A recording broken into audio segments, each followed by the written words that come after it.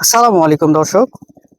এখন আমার ক্যামেরার সামনে যেই পটলগুলো দেখতে পাচ্ছেন, এই পটলকে বলা হয়ে থাকে বাড়ি ২ জাতের পটল।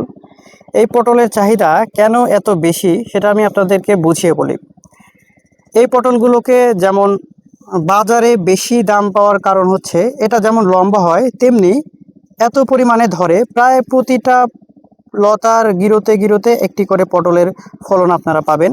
এবং লম্বার দিক দিয়ে গেলে প্রায় ৪ থেকে ৫ ইঞ্চি পর্যন্ত লম্বা হয়ে থাকে এবং প্রতি সপ্তাহে ১ বিঘা জমিতে আপনি এই পটলের গাছ থেকে ১ বিঘা জমি থেকে আপনি ১৮ থেকে ২০ মণ পর্যন্ত ফলন উত্তোলন করতে পারবেন প্রত্যেক সপ্তাহে। এই জন্য এই পটলের চাহিদাগুলো দিন দিন বেড়েই চলেছে। আমি আপনাদের যদি একটু ভালোভাবে দেখানোর চেষ্টা করি, অন্যান্য জাতের তুলনায় কিন্তু এই পটলের চাষে খরচ কম, সার ওষুধ কম এবং ধরেও বেশি।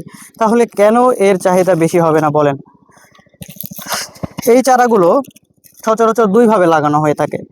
একটা জমিতে ১ বিঘা জমিতে আপনার টবের চারাগুলো ৬০০ পিস চারা লাগে, প্রায় মানে প্রতি শতাংশে ২০ পিস করে চারা লাগে প্রত্যেক শতাংশে। এবং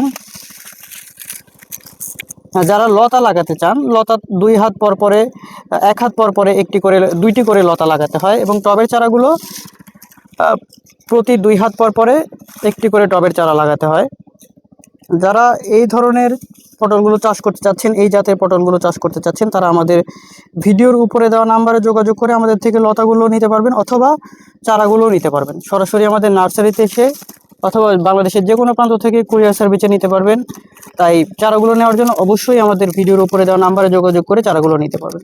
সবাই ভালো থাকুন, সুস্থ থাকুন। আল্লাহ হাফেজ।